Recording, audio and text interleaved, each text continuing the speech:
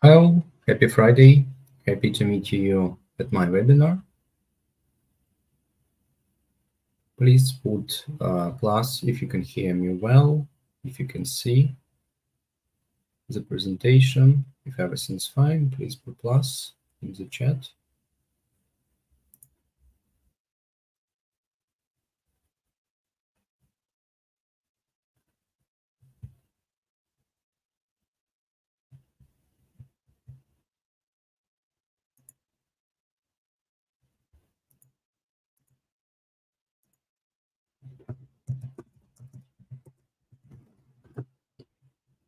Okay, so today we'll be talking with you about a framework, how to evaluate product ideas before doing anything else about them, like further in-depth research or even implementing them within your product.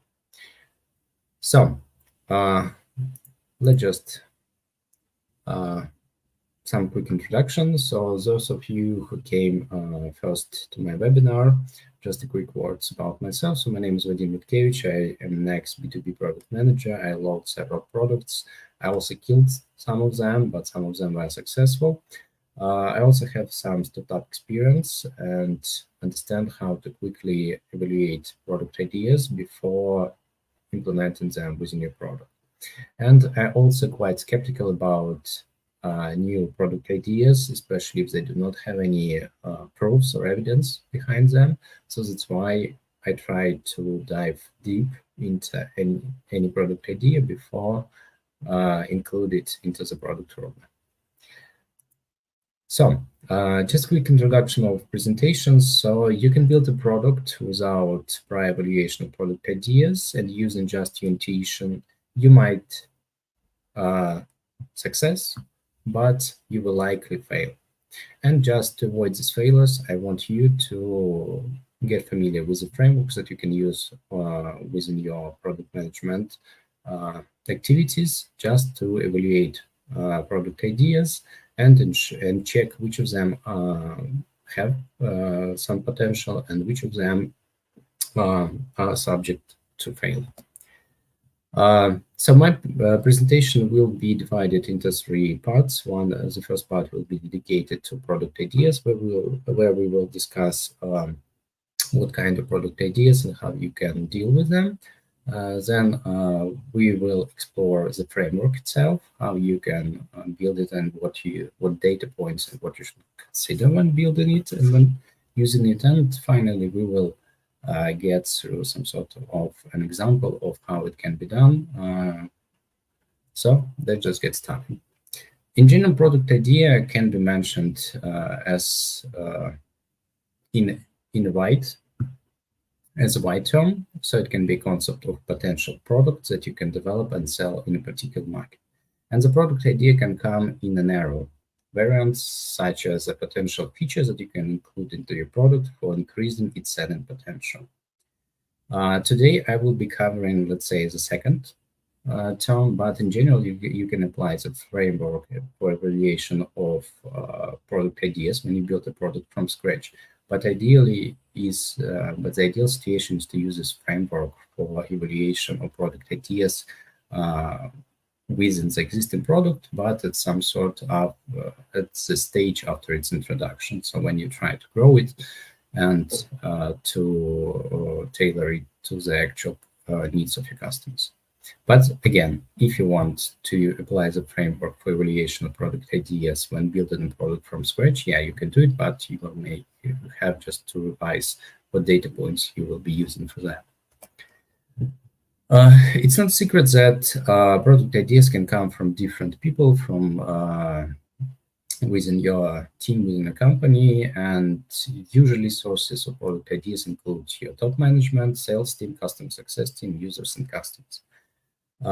If we deal with top management, we should be quite careful about the product ideas coming from this group of people. So, for example, if you have a CEO, CTO, CPO, or something like VP of design, VP of product, or VP of engineering, it's quite difficult for you as a product manager to say no to their product ideas because they have more power and they have more influence and they their decisions, let's say, can be valued much more than yours. And in this case, it's essential for you, the product manager, to give some sort of arguments and proofs that the ideas are not so great as they think, and provide some sort of evidence illustrating them. The next product ideas can also come from sales team. With the sales team, you should also be very careful, because these people, they are focused more on the sales process itself and on the blockers that prevent the selling of your product. So that's why when the sales team comes with different product ideas to you, you should properly review them and check which of them really relate to your product and which of them really relate to the sales process of your product. Because when they focus on the, let's say, sales blockers, they may ignore other potential product ideas that may come from your customers, only just because they do not block the deal itself. The next group of people who can come to you with ideas is your customer success team or support engineers. This group of people can also be quite biased, because they deal mostly with different support requests. They help your current customers and users to address problems and resolve issues that they encounter within your product. That's why they focus more on some sort of improvements and some sort of bugs and issues that people focus, and they may not pay attention to some high-level product ideas that can come from your customers and users, from some, let's say, big pain points which they may not even notice. The next group of people is users, not customers. It's the most, let's say, valuable group of, let's say, product stakeholders, or people who can give you feedback and who can share with you their product ideas. But again, when you work with them, you should consider a lot of information before just considering that this product idea is worth implementing or is worth adding to the product roadmap, at least. When working with users and customers, you should explore the problem itself, not the product idea, because sometimes users and customers, they can come to you with different kinds of solutions, which may not have any problem behind this solution.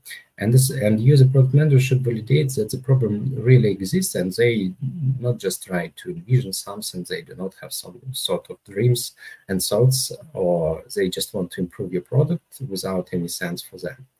That is why you, the product manager, should be careful with product ideas coming from users and customers, but again, explore from them problems and then formulate some sort of a product idea based on these problems. Why is it essential to evaluate product ideas? So, as mentioned earlier, you as a product manager may experience a problem, a HIPAA problem. So, when the decision of CEO, CTO, or CPO may matter more than your opinion, and that's why you should have some sort of standardized approach to all product ideas coming to your pipeline before just taking them to development or further research or something like that. The next problem, why I should evaluate, because if you will use intuition, after some time you may notice that your product is not used by somebody. People do not see value in it. And that is why when you use intuition, you can use it just for some simple things like where common sense can where you can use common sense for making some light decisions. But when you deal with introduction of some large feature, or when some customers, they require some product ideas, you shouldn't rely on your intuition, and you should perform some research, or at least perform some minimal analysis of what they want to see. And also what you should consider that people may brought ideas that are not aligned with your product vision and your product strategy. Of course, you should consider it, because if you will be focusing on things that are not aligned with your vision and strategy, you will be developing some products which will have a lot of features. It may be a feature factory or something like that, but features, they will be fragmented, they will be isolated, they will not deliver value within themselves, or people will not see great value within the product itself because features are not interconnected between each other. And the next problem is ideas with low impact or potential. When people get an idea, they usually may fall in love with this idea, especially if they think that this is a really cool idea. And you as a product manager, you should be able to sort out these, let's say, useless product ideas, but you shouldn't be quite rude when you say no to these ideas. You should give some sort of arguments or comment on why you say no to this idea. And that's why I hope that my framework will help you just to give this no answers to product ideas, proving that this is really so. I think that some of you may already have heard about RISE. That's the framework for prioritization of product ideas. It can also be used for prioritization of hypotheses. Nevertheless, why it may be not very appropriate for that. In general, it's not very easy to calculate the reach coefficient within the RISE, and a lot of people may make some sort of assumptions. They may ignore some factors which may affect the real reach, which will be after the introduction of or after the rollout of a new feature. Additionally, the impact estimation can be also quite biased, especially for cool ideas, because some people may insist that the impact will be great on your product, that all metrics so they will grow, everything will be fine, we will earn a lot of money, but the harsh reality will be a bit different. The next one is a confidence score, especially when you do not rely on some, let's say, evidence-based sources of data. And confidence, it may also be quite biased because in case of RISE, you just give some score, and this score is just your subjective understanding. If you do not rely some sort of scientific approach for calculating this confidence score, it may be you may get some sort of not very accurate results, and some product ideas may get high score, but their real value may be quite low. And the last problem with RISE that if you will be searching on how to calculate and how to use this framework for prioritization, you may find different approaches, and different people can calculate the same RISE score differently. That's why try to check at least 5 different sources to see how people propose to estimate this RISE score, because in some situations they use a very strange approach, which doesn't, let's say, properly consider the scientific approach within this method. There is a very useful approach for measuring confidence level. It was proposed by Tamar Gilad. It's an ex-Google PM. I will just present to you. You have a link if you want just to get more information of how it can be done. So this map provides several sectors which indicate different confidence levels. So we can have a near zero when, let's say, the confidence is very low, especially when we rely on different aspects like our vision and strategy, especially when we do not consider additional factors which, let's say, exist in the market. Also, it may also consider some sort of opinions of people like CEO, CTO, CPO, when you rely on intuition more than on some data. Very low, that includes opinions of your teammates, opinions of investors, opinions of management. Also, some features may, let's say, align with your roadmap or something like that. But again, that's very low level of confidence. Then we have the low level of confidence when we, for example, get some sort of several requests from customers and we say, oh, that's a cool feature. Yeah, we need to develop it within our product. But again, a couple of requests doesn't mean that all the other people need it. That's why you should be quite careful and try to scale up and see whether other customers and users really anticipate this feature, this product idea. And that is why you should be you should try to explore further. The next one is medium low level of confidence, when we have performed some sort of surveys, when we analyze competitors. If going further, we have collected more information like that. This request is quite popular among our customers. There are different customer interviews where this feature is requested. That's why the higher you go, the more confidence you get. And then medium confidence is when you have some test results proved by some sort of experiments.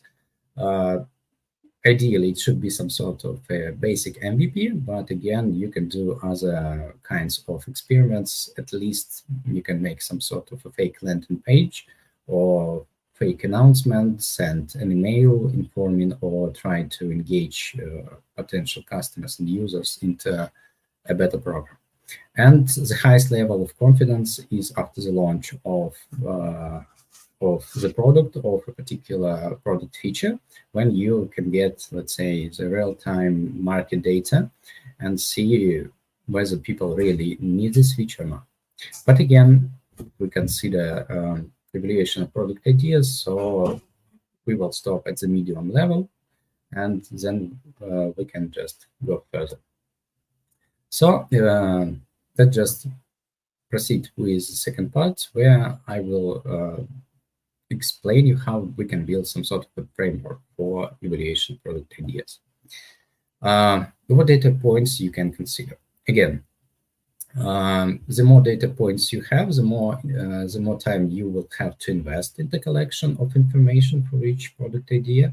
But let's say the more precise and the more accurate your results will be. So what you can consider? First of all, you can consider Google Trends. Again, this is not a very reliable source of information and doesn't guarantee that your product will succeed if something is trending at the moment. That's why you should be careful. So besides the trend, you should consider other data points. Then you can also check Google keywords. It's more just for you to understand whether people really search for this and whether you have a high level of competition. Because if you see competition and good search volumes, it means that there is some potential within the product idea itself. Then the next data point is custom interviews. So through custom interviews, you may encounter different mentions of different product ideas, and you can track them as a synopsis of your interview, as some sort of a summary, where you can track these product ideas, and then you can make some sort of a summary table throughout these interviews and see which product ideas were requested mostly and which of them are not requested at all. An additional data point is support requests. So as I mentioned during my second webinar, you can use them in different ways. First of all, you can get some sort of aggregated report from your customer success team at least, but as a product manager, you can also engage into support processes and interact with customers and users and check also what additional problems they may experience, what product ideas they have, and based on that, you can also get additional data points or proving or disapproving some product ideas. The next data point is customer votes. So if you have some sort of feedback form, you can also expose your product roadmap or your product backlog and let your customers vote on these items.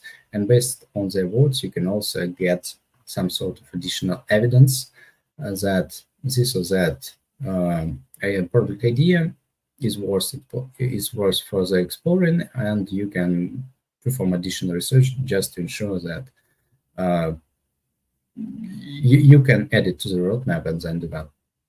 Experiment results, that's an ideal situation when you can do some sort of experimentation around the product idea, some sort of quick validation that it is needed. Again, instead of just doing some sort of active experimentation. You can do some sort of lazy experimentation when you can explore some pack button, you can collect information, just see whether people really see something, whether people really try to use this button, or whether they just try to open the section where you plan to show additional functionality, or you can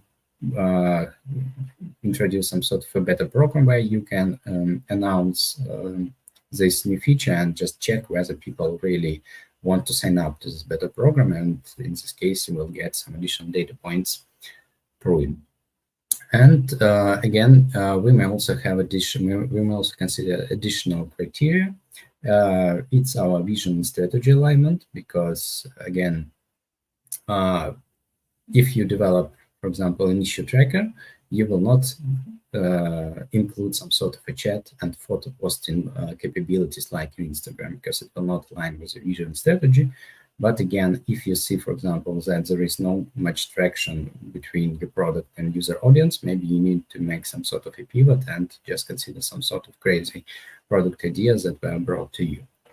The next data point is money commitment. So in this case, what I mean, in some situations, especially when you sell your products through the sales team, you may quantify amount of money which you do not receive just because of absence of some product feature or something like that. For example, you have some churned customers. If you perform exit interviews, you can also verify that the problem for churned customer was the absence of some particular feature or some other problem, and use it as a product idea. Then you can also quantify some sort of failed deals when customers haven't bought, when potential customers haven't bought your product just because a feature was missing or something wasn't implemented how they want. So in this case, you can also quantify these deals based on the information on what tier level or what was the sales volume. The next data point is business blocker. Again, it may not be applicable to your product, but again, we live in the world where a lot of changes happen on a regular basis. So you should consider also additional factors like compliance, like political situation, like legal situation within the country, also some sort of security issues which may occur, and which, for example, if you have a data breach, in some situations your business may be closed because people will not trust your product. Another data point is competitors, and it's very good, but it also can be a very misleading data point, because you cannot fully rely on what competitors are building, and you shouldn't blindly follow them.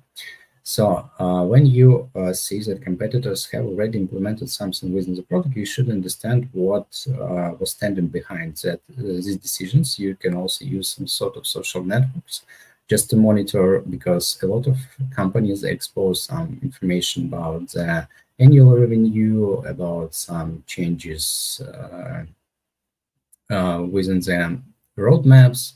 So you can monitor this information and see how changes within their products caused either the growth or decline in revenue within their product. And the easiest data point is effort. So that's the easiest one, when you can sit down with your team and you can estimate the efforts development of this or that product idea. In general, it's the list is not. You may also find some additional data points depending on your product. So feel free to add additional data points within the framework, so you can customize it to your actual needs. So this is just some sort of data points which I consider, but again, you may also consider something else. So from what you should do, having collected all these criteria for evaluation of product ideas, you can rank them depending, let's say, on the confidence level that they give you for decision making. Here, what you should do, you should align with your team or with multiple teams, so everyone should have the same understanding that you rely, let's say, on customer interviews a lot, you rely on experimentation, and you do not rely a lot on some Google Trends, or you do not rely on keywords or something like that. Once you have ranked, once you have ranked all criteria according to the priority for decision making, you can also create some sort of buckets for each criteria, and you can assign scores to each bucket. And based on these scores, you will be further calculating, let's say, the potential score. If we will just go through the proposed data points, using the Google Trends, you can just explore how this or that keyword is popular over time. It provides you a good way to see data throughout different time periods. If needed, you can also compare multiple terms. And what else you can do? You can also explore trends in specific region or countries where you sell your product. So if you see, for example, that the trends go down, so maybe something happened within this country, and that's why they no longer need this product. Or if you see, for example, the growing trend, it means that the popularity grows. But again, that's only the trend. It doesn't mean that your product will be successful, or your product idea will be successful. And there is a button just to export the CSV file, using which you can calculate the average trend score over time, and for, let's say, attributing it to the specific bucket. Then there is also Keyword Planner, a free tool from Google, which you can use. It's also pretty simple, like Google Trends. What you need to do, you can enter the terms, the keywords that you are looking for, and it will give you the average monthly searches, which you can use to understand, let's say, the market size very roughly. And you can also see the level of competition for each keyword, and as well as see the average rate per keyword when using in ads. And using this information, you can also use it for unit economics, just to better understand whether your product will be fine. And using the keywords, you can explore different keywords, see them, and further attribute them to specific buckets within the data point. Then, having collected this initial information, you can also proceed with additional data points that you may also have. It can be interview results, where you can find the mentions of a specific product idea. Then you can have these support requests, customer feedback in the form of different ideas and votes. You can also consider, if you sell something on the marketplace, you can also consider reviews where this or that product idea or problem is mentioned. And you can also review experimentation results and assess the proofs, whether they are really, whether you're really sure about them, whether you're confident, or whether the experiment results are not great and you have some doubts regarding this or that product idea. And then, as mentioned earlier, you can also evaluate additional criteria, something like alignment with the product vision and strategy. You can also quantify the money commitments, churn on post deals, and assess whether this or that product idea affects your business operation. Because sometimes, if you, for example, want to go to the European market, you will have to implement some sort of GDPR-friendly solution, and this product idea will get top priority anyway, because without it, you will not be able to go to the European market. But again, you can have some trade-offs just to have some sort of a very dirty solution for GDPR. And you can also check competitors as well, check how many competitors have implemented this as a feature, but again, be quite careful with that. If you know, or maybe you've heard, that your product must be 10 times better than your competitor's product, so the customers from this competitor's product will switch to yours. Is it easy to become 10 times better? Difficult to say, but again, it will be a hard challenge for you just to transition competitors' customers to your user audience. And finally, you can estimate efforts. So that's the easiest part. You can use a T-shot approach, which should be aligned between teams, and you should understand that this product idea will require months of work or half a year or something like that. So the estimation is at the easiest part here. And let's just go to the practical part itself. Just a quick introduction of what I've done, and then I will show it how it works in real life. If you have any questions as of now, just feel free to drop them within the chat. I will answer them during our Q&A session as well. So you can use the Google Sheets where you can define all these criteria, create buckets for them, and assign scores. Again, when working with the team, all the team members, they should be aligned across these data points and across the scores which you give for this or that bucket. I recommend you to use buckets because if you will use real values, in some situations, they may have a great impact on the resulting score. That is why when using buckets, you will get something, let's say, something average, some average value, which will be not so dependent on extreme values. For example, you have received 100 votes and it will greatly affect your resulting score. But within the bucket, the resulting score will be few, it will be less. And then using just several features within Google Sheets, we can create some sort of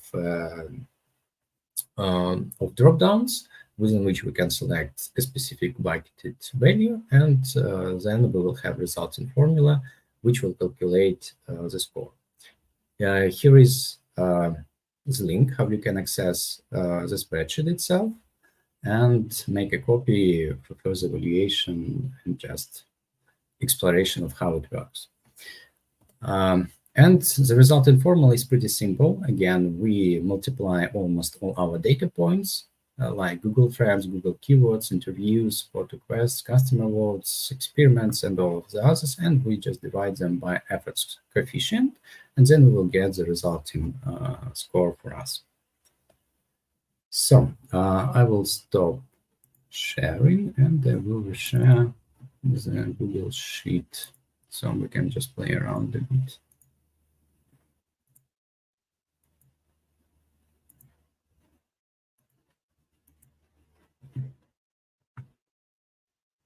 So if you take a look, so here we have a fully independent data points. For each data point, you can assign or you can change scores the way you want. Again, you should align.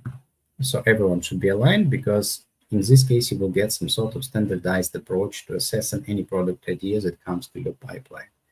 If you will vary these scores depending on the situation, so the resulting score will also vary, and that's why you will not have an accurate picture of what's going on. Within each bucket, we can assign scores, and technically that's all. Then we have the spreadsheet where we have drop-downs, and for example, when I start exploring some idea, I can change values, and my resulting score will change. In general, the formula is pretty simple, just using the same index and match functions, and they find the selected value and match it to the score which stands behind it. And based on that information, you can just go through each product idea that you have, and you can get the score and further rank each product idea against the score. And in this case, you will get a prioritized list. And if, for example, the situation changes, you can also update and you will get the updated score. For example, you have performed some sort of experiment, you've received additional information that, yes, customers see some sort of interest within this feature, and you can also use it as some sort of prioritization for your backlog of product ideas. If something changes, or for example, if you decide to get rid of some data points, you can also remove them. And in this case, add some additional data points, which you, for example, see more reliable over time. And technically, that's all what I wanted to share with you. I hope that this approach will help you to focus on things that really matter for you and for your product team, and will help you to deliver better results and implement features that your customers and users anticipate. I will get back to my presentation. 1 second.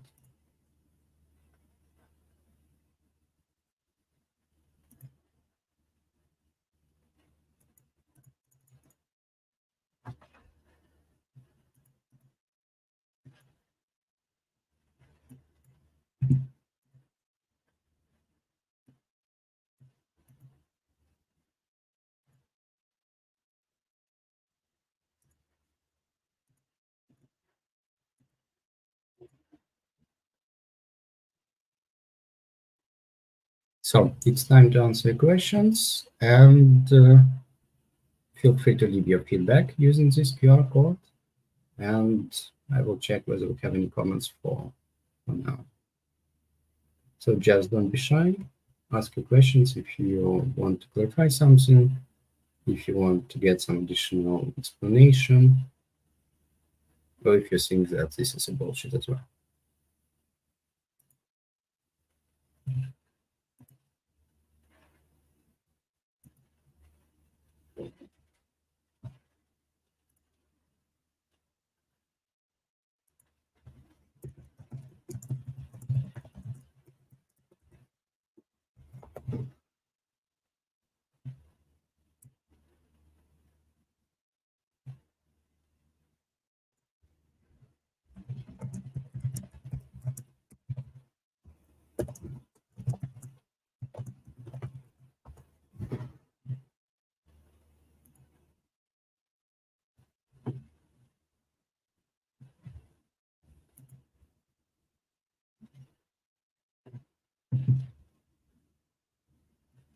Regarding the spreadsheet itself, you can make a copy, and then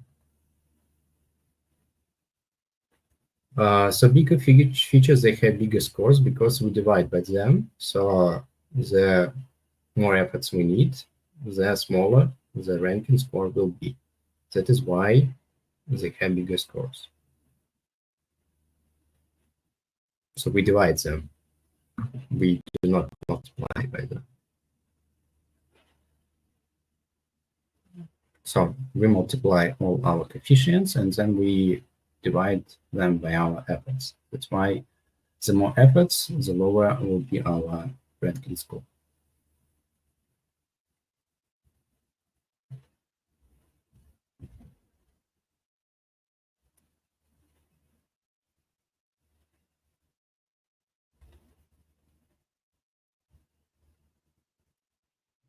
Do you have any other questions?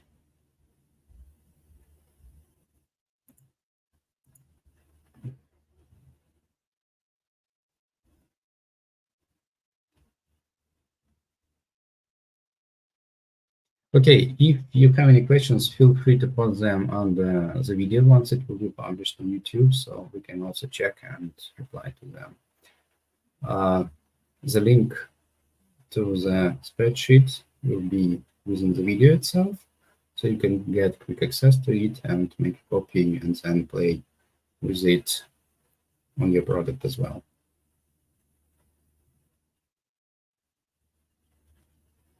Okay, thanks everyone for joining this webinar. Hope that it was useful for you, and see you next time. Have a nice weekend. Bye-bye.